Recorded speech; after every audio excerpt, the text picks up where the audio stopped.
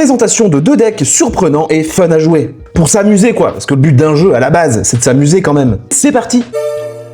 Et pour commencer, je vais vous parler d'une nouvelle carte qu'on n'a pas encore vue ensemble et qui sera dans les 2 decks, Alteo. Donc Alteo, dresseur qui dit que vous pouvez récupérer un Pokémon normal qui a subi des dégâts dans votre main. Évidemment, si vous jouez des Pokémon normaux, c'est plutôt une bonne carte, car il permet évidemment de sauver un Pokémon avant de donner les points à votre adversaire, et dans certains cas de faire une retraite gratuite, même si vous perdez vos énergies. Et allons-y pour le premier deck que j'ai nommé sobrement Changement. La star de ce deck, c'est le tout premier Roucarnage. Il était magnifique, il était incroyable ce Roucarnage. Et grâce au super bonbon, évidemment, il est encore mieux. Donc Roucarnage, Pokémon normal de niveau 2, avec 130 points de vie, et pour 2 énergies, il tape à 70, c'est pas mal. Et son talent, pour ceux qui connaissent pas, c'est sûrement l'un des meilleurs du jeu. Il peut faire un effet Morgane à tous les tours, peu importe qu'il soit sur le banc ou sur le poste actif. D'où le nom du deck, Changement. Vous allez faire péter un câble à votre adversaire en lui faisant changer de Pokémon tout le temps. Et pour l'accompagner, on jouera le sous-estimé mais très fort Tocopillon. Pokémon de base Psy avec 90 PV pour une énergie. Une énergie. Il fait 20 dégâts à n'importe quel Pokémon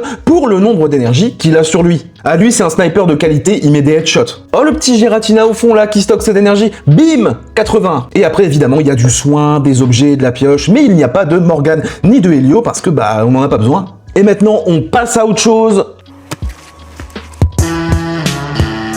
Pour le deuxième deck qui justement s'appelle Passe Décisive. C'est un deck très risqué mais très fun que j'aime beaucoup. Évidemment, la star du deck ici, ce sera Quatermack X. Pokémon de base combat avec 130 points de vie. Pour 2 énergies, il tape à 60. C'est pas incroyable, mais comme d'hab, c'est le talent qui nous intéresse. S'il est tué sur le poste actif, il peut donner toutes ses énergies à un de vos Pokémon de banc. Et donc là, vous l'avez compris, la stratégie, c'est de faire exprès que votre Quatermack